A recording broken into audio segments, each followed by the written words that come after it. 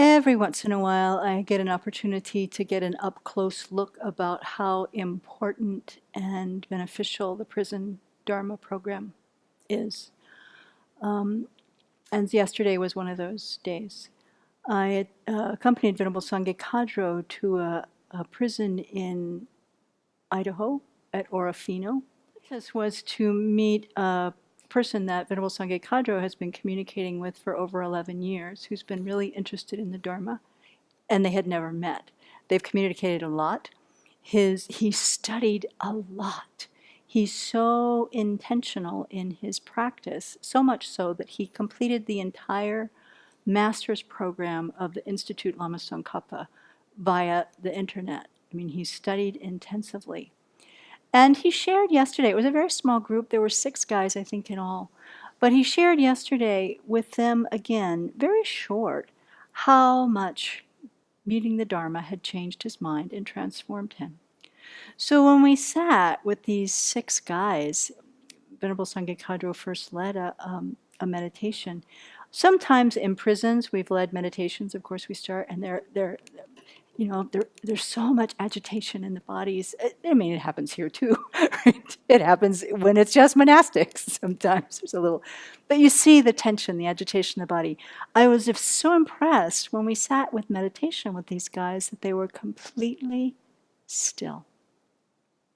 That this alone, if you can imagine the conditions of being in prison, we talk here about how autonomy is a need, right? If you have a need for autonomy in prison and you exert that with any effort whatsoever, you will get autonomy by being put in segregation. You will be isolated and sent away into a hole, into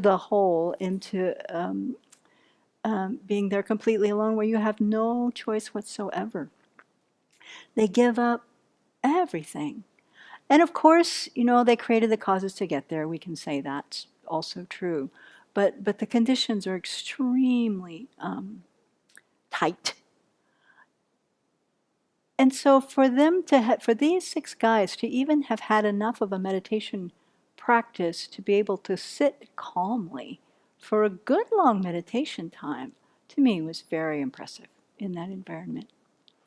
One of the men talked about how the student of Venerable Sangye Kadro's had coached him, and how that had helped him also change his mind, change his approach, how he worked with regard to anger.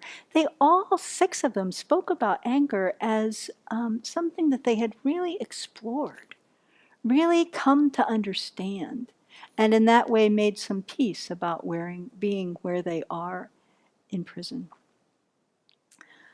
So to me, it was just joyful, really, to see the face of this student when he met his teacher for the first time. It was so beautiful, so exciting for him.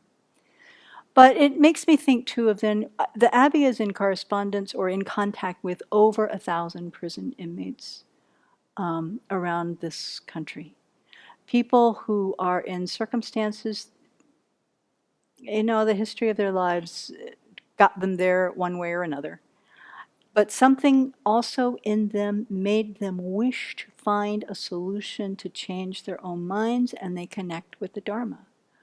And they find that the tools for looking at taking responsibility for their actions, for their behavior, looking at the tools that help them to overcome the afflictive emotions that arise, especially their anger and their aggression and so forth, their willingness to want to understand how to forgive themselves and how to forgive the circumstances in which they grew up that might have led them there, their willingness to completely abandon the addiction to intoxicants that kind of fueled the situations for their arrest, they're astonishing. And I find it quite humbling. If I look at my own practice and the conditions that I have that are pretty much near perfect, and the conditions that they have that are so difficult, I see how that helps to challenge them, those who are really committed to changing themselves, how it challenges them to do miraculous things in transforming their minds. So I don't know that everyone here has had the chance to go on a prison visit, but when the opportunity comes, I really encourage you to sign up. to go spend time with people that you would probably never run into in the course of your daily life, to hear a little bit of their stories. You know, we don't ask, what are you in for, and will you talk about it? But you get a sense of who they are and where they've come from as they begin to share in a group like they did yesterday. It's so good for us to understand the circumstances that we have. And it's also very good for us, I think, to reflect on how the effort, particularly of Venerable Jigme in this case and the people that are working with her, but how the whole Abbey's approach back from the time that Venerable Children first answered that letter from the inmate that wrote to you 25 years ago, maybe? 1997, 98, so a little over 20 years ago. Someone asked for help, and Venerable Children responded. And in that way, this program grew here. Same thing with the Liberation Prison Project. Somebody wrote, Venerable Rabinus responded, more monastics got involved, so that there's so much activity supporting them. But it's important to know that it's on the basis of being able to have the conditions for practice that we're able to help so many people. And to also say that those people who support the Abbey are supporting that program to reach out and touch so many people who are greatly in need and want to change. So to be able to give them the tools is very, we're fortunate that we can help. So that's what we did yesterday, just for the pure pleasure of it. The drive to Orofino was gorgeous. That part of Idaho I'd never seen before. So it was worth the drive as well, but mostly to make that connection and to be able to support people's practice.